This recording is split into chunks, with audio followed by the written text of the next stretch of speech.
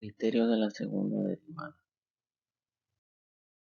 Para comprender un poco mejor el criterio de la segunda derivada, aplicaremos unos teoremas y definiciones. El primer teorema que analizaremos es el teorema que nos permite comprender cómo determinar máximos y mínimos locales. El siguiente, prueba de la segunda derivada para extremos locales. Supongamos que f' contiene un intervalo abierto que contiene a x igual a c.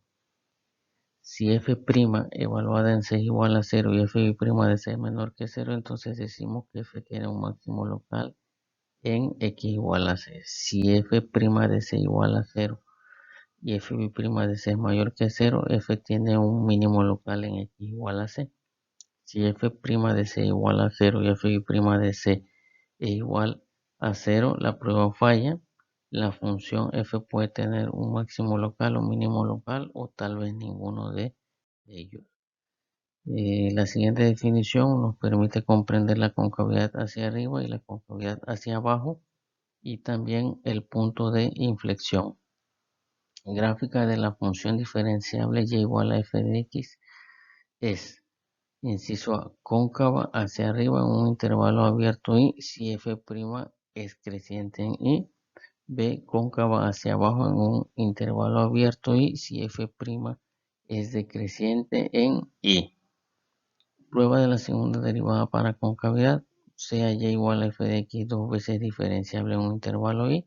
Si f' es mayor que 0 en y, la gráfica de f en y es cóncava hacia arriba. Si f' es menor que 0 en y, la gráfica de f en y es cóncava hacia abajo. La definición respecto a punto de inflexión dice lo siguiente: un punto donde la gráfica de una función tiene recta tangente y la concavidad cambia en un punto de inflexión. Para comprender mejor, analicemos el siguiente ejemplo, que dice: encuentre los extremos relativos de la función f dada por f de x igual a x al cubo más 3x al cuadrado menos 9x menos 3. Solución. Para encontrar cualquier valor crítico determinamos f' de x. Para determinar si algún valor crítico tiene extremos, calculamos f' de x. Entonces, vemos lo siguiente. Calculamos la primera derivada de esta función. X cúbica más 3x cuadrado menos 9x menos 13 nos da como resultado en su primera derivada 3x al cuadrado más 6x menos 9. Y la segunda derivada de esto nos da como resultado 6x más 6. Ahora bien, si la primera derivada es igual a 0, entonces nos queda 3x al cuadrado más 6x menos 9 igual a 0. Y si además dividimos sobre 3 a toda esta expresión, nos queda x cuadrada más 2x menos 3. 3 sobre 3 es 1, 6 sobre 3 es 2 y 9 sobre 3 es menos 3. Esta expresión ahora la podemos factorizar. Entonces nos queda x más 3 por x menos 1 en forma de binomio igualado a 0. Despejando x más 3 implica que x menos 1 se mueve a la derecha. 0 entre x menos 1 es 0. Entonces x más 3 que es igual a 0 finalmente es x igual a menos 3. Si despejamos a x menos 1 y movemos a x más 3 a la derecha, nos queda 0 sobre x más 3 que es 0. X menos 1 es igual a 0 y si despejamos entonces x es igual a 1.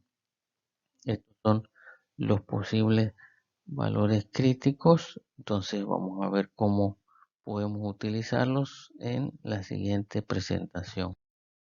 Si evaluamos menos 3 y 1 en la función original, obtendremos que para f evaluado en menos 3 es 14 y para f evaluado en 1 es menos 18, 14 y menos 18. Ahora la pregunta es, menos 3,14 y 1 menos 18 son extremos relativos. Bueno, para eso utilizamos la segunda derivada, evaluamos menos 3 y 1 y encontramos lo siguiente: f evaluado en menos 3 pues nos da menos 12 menor a 0, por lo tanto sería un relativo máximo. f' evaluado en 1 pues sería 12 que es mayor a 0, es positivo, entonces es un relativo mínimo. Vean que f' habla respecto a la segunda derivada evaluado en menos 3 y f'1 habla de la segunda derivada en 1. Bueno, si queremos ver qué ocurre con menos 3,14 y 1 menos 18, pues nos vamos a la gráfica, graficamos estos dos puntos, ¿sí? Y como nosotros ya los tenemos clasificados como relativo máximo, relativo mínimo, bueno, podemos ver que aquí hay una concavidad hacia arriba y una concavidad hacia abajo. Bueno, concavidad hacia arriba y concavidad hacia abajo, corrigiendo esta parte, ¿verdad? Hacia abajo. Muy bien.